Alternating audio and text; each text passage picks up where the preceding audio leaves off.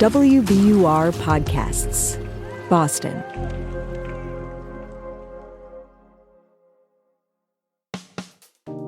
I'm Daryl C. Murphy, and you're listening to The Common.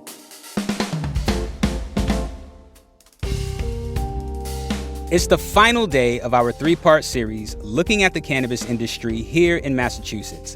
Today, we're heading to Newton to meet with Devin Alexander. Devin's the co-founder and CEO of Rolling Releaf, a cannabis delivery business, which he launched after going through the state's Cannabis Social Equity Program. We're talking to Devin because we want to get his perspective, being that he is on the ground trying to make it happen as an entrepreneur of color in this industry. Good to see you, man. Likewise. Thanks for doing this. Yeah, no problem. Rolling Releaf sits within a quiet building in a residential neighborhood.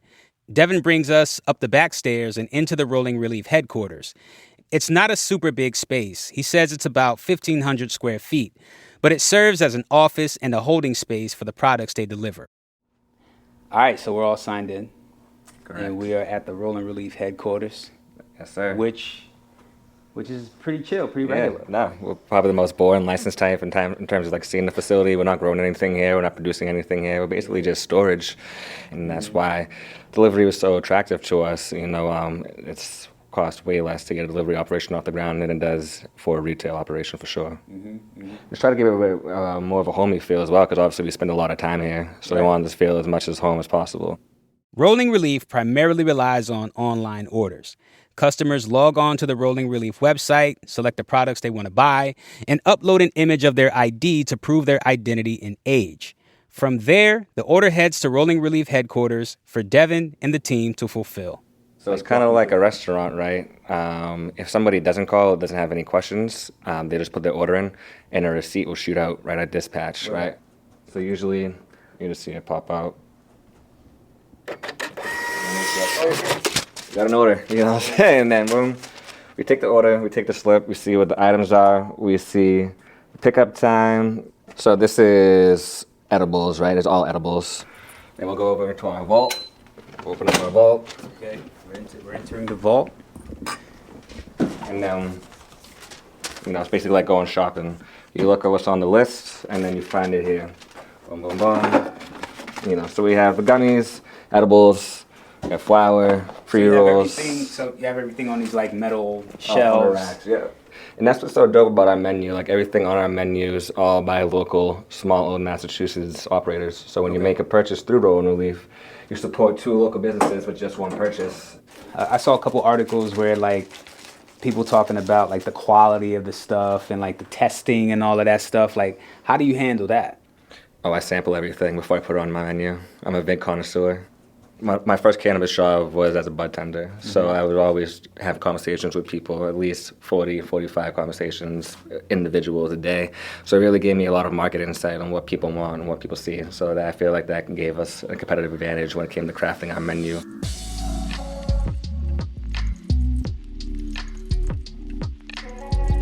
Rolling Releaf is Newton's first cannabis delivery business and the first Black-owned cannabis business for recreational. After we leave the vault, Devin and I sit down to talk about what it's been like to get the company off the ground and what made him want to start the business in the first place. It's really just the right place at the right time. Because even when I first started working as a bud tender, I really had no ambitions of starting my own business. I thought I made it at that point. I get to come in every day and sell weed legally. I had the greatest job in the world.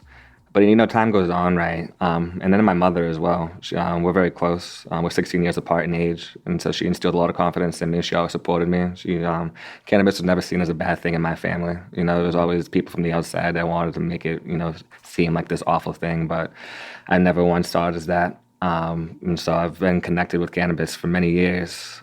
The fact with delivery, though, is low startup cost, but in Massachusetts, they're special because they made delivery exclusive for what they call equity applicants, people who have been impacted by the war on drugs. They gave us a 3-year exclusive window to run adult use cannabis delivery operations before, larger outside entities can get in the game. So you got a kind of like a 3-year head start on getting this thing up and running. How's business so far? Business is great, and it was still fairly new. We just launched in late February. We're just trying to get better every day. And so you have to get really creative in certain ways where you market. We made coasters with our QR code to our menu and gave them out to local bars. Go into local breweries, partnering with them. Okay, so I do want to ask you, Rolling Releaf looks dope to me, right? And I know that there's other delivery companies in Massachusetts, in this area, What sets Rolling Relief apart from them? We were legacy operators. We've been selling weed for a long time, even before the Cannabis Control Commission existed. We are in these streets. I got arrested back in 2011 when I was a senior in high school in my hometown of Quincy, and now I can legally sell weed on the streets of Quincy, and there's nothing anybody can do about it. And so it's really just the hometown people doing the hometown thing. Our attention to detail, our customer service, our fast delivery times, and our products will separate us apart. Well, I will also want to ask about the part of the journey where you participated in the state's social equity program that's designed to help entrepreneurs like yourself who come from these communities that have been impacted by the war on drugs, right? Take me through that. Yeah, the social equity program was great because it was all free technical training by the state. I was taking classes with people like Philip Smith from Freshly Baked, Caroline Frankel from Caroline's Cannabis, the first independent retailer in the state and the first woman-owned retailer in the state. And I'm sitting there right next to them, asking them a whole bunch of questions, picking their brains, seeing what they thought of different things. But it's funny because everything that I learned in the equity program had nothing to do with delivery because the delivery regulations didn't get released until after I finished the program. So a lot of stuff that I know about delivery, I had to teach myself. What were some of the lessons that you had to learn on your own as far as delivering cannabis goes, like with the regulations and having to manage all that stuff? Yeah. So when it first came out, the initial delivery license was known as delivery only, and it required a delivery licensee to have a separate location and partner with the retailer and take on their products already prepackaged. Everything you didn't sell at the end of the day, you'd have to bring back to that retailer. So we found that after that exclusive window was over, what incentive would that retailer have to keep the delivery company around if they could do delivery themselves? Mm-hmm. So that's what led to the creation of the license we have now, known as the Marijuana Delivery Operator License. So myself and a few other advocates in the community met with the commissioners at the time, and we proposed a new model that allows us to cut out the middleman and go straight to the source, the cultivators, product manufacturers, buy that in bulk, and store it at our facility overnight. That was back in 2020 when we first initially proposed that. And people said we were crazy. People said that wasn't going to work because the commission depended on the dispensaries so much. And you creating this new license type like that would turn everything upside down on its head. There's over 240 dispensaries. But at that time, they had their own association and they were very gung-ho about us not having this license type. They even went as far as had to file a lawsuit against the commission back in January of 2021 over the creation of this license type because they said it was going to disrupt everything. Here we are now. We received our provisional license in November of 2021. And even still, we had to go through many hurdles on the municipal process and the state process.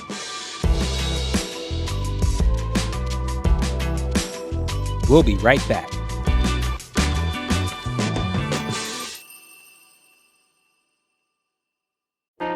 Politics has never been stranger or more online, which is why the politics team at Wired is making a new show, Wired Politics Lab.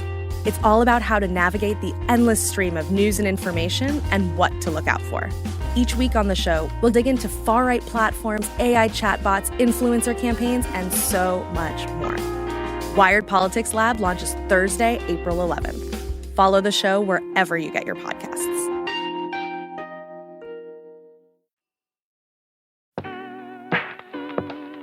And we're back.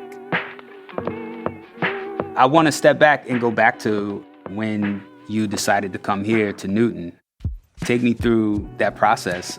100%. So obviously, when it comes to any cannabis business type, regardless if it's retail, cultivation, product manufacturing, or delivery, you have to find a municipality that's going to accept cannabis businesses. Not every municipality does that. Some of them have what are called moratoriums in place, which prohibit, cannabis businesses from operating in their borders. And then you have to find commercial real estate that's properly zoned for a cannabis business. And then you have to make sure the landlord is cool renting out to you because cannabis is still federally legal. But then also you want to be sure that they're not going to hit you with what's called the green tax, right? There's many, many times where we would see a listing say for like $3,500 and they realize, oh, your cannabis, $7,000. So also, every cannabis business type has to do what's called a community outreach meeting. So we reached out to the neighborhood association over here. We reached out and they're like, yeah, we don't want you here, you know? I'm like, all right, well, we're still going to go ahead anyway. So we do the virtual community outreach meeting. And I have my attorneys do most of the talking because that's what they're there for, you know? So my attorney is a white male. And I was sitting there with my camera on, you know, just being quiet, just showing face. It was like 50 people that showed up in the meeting, and it took us like 4 hours. People are typing in questions, saying nasty stuff, saying this and that. And then some lady in the audience was like, who is this kid? Is he just like the token face of the company, you know, referring to me because I was just sitting there. And that's when I unmuted myself and, you know, spoke up and, you know, let her know who I was and what I did to bring this license type to fruition, you know, and what this license type means for social equity. And at that point, I thought everything was cool. But these people from the neighborhood association, they're like, we're not really technologically savvy. Would you do an in-person meeting as well? So the in-person meeting was 1 week apart from the virtual meeting. And in between that 1 week is when somebody from the neighborhood went up and they posted signs on the telephone pole on both sides. And they said, no Rolling Releaf, no pot shop on the signs. Even though we're not a pot shop, we're not open to the public. If we didn't have to do that community meeting, they would have zero idea we were here. You need to have thick skin.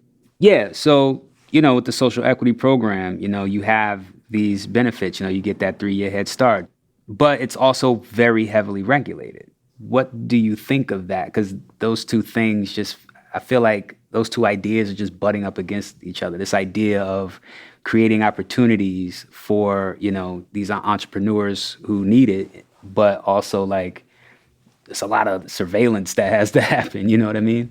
Yeah, I mean, the way the regulations are currently set up, you would think we're delivering plutonium. Yeah. So it is. It definitely raises an eyebrow when you put it into that perspective. A license type that was meant to help people get a head start in the industry and really gain market share has all these other barriers that the other license types do not have.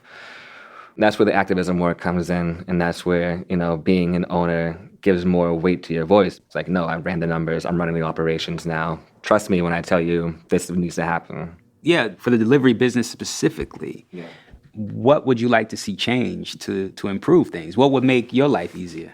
Yeah, so Massachusetts adult use delivery has one of the weirdest and strictest requirements for its license type. They require 2 drivers in the vehicle at all times, right? You know, they have to wear body cameras. So it's really just very unnecessary and very restrictive to the growth of the delivery business model. But, you know, the Cannabis Control Commission is in the midst of a regulatory revision as we speak.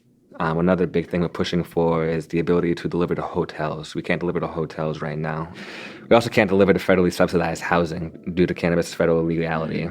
That's also another push that we want to move. Word. Well, Devin, man, thank you so much for taking the time to do this and talk with us, man. This is like really dope. I appreciate it. Yeah, no, I appreciate you guys for coming out.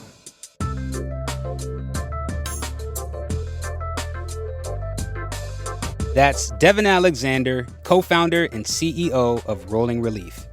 As Devin continues his work with Rolling Releaf, he hopes to see the scope of the cannabis industry expand in Massachusetts. He hopes to have the ability to deliver to all municipalities without worrying about moratoriums. And he'd like to see support for weed tourism and social consumption increase. For now, at least, some of those hopes rest on policy changes. We'll be watching for those too. And that's it for our show today. Thank you for listening to our 3-part series looking at the cannabis industry here in Massachusetts. We'd love to hear your thoughts on these episodes, so hit us up on Instagram at The Common or by email at thecommon@wbur.org. We'll be back with our regular shows starting tomorrow. For now, I'm Daryl C. Murphy, and I'll talk to you soon.